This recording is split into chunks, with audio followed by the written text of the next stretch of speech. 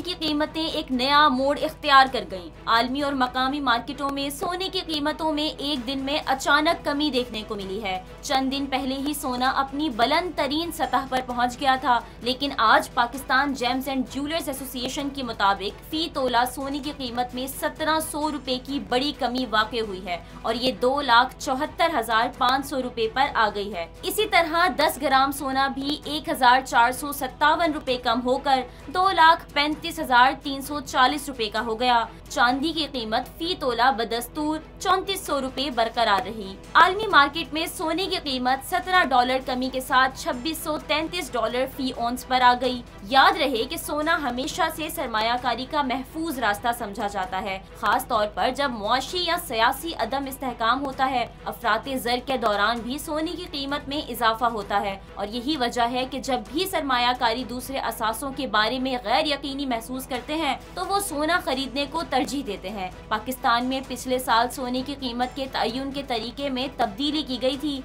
जिसके तहत सोने की कीमत आलमी मार्केट से $20 फी औंस ज्यादा मुकर्रर की गई। ये था आज का सोने का बाजार। देखते हैं आने वाले दिनों में इसकी कीमतों में क्या तब्दीली आती है।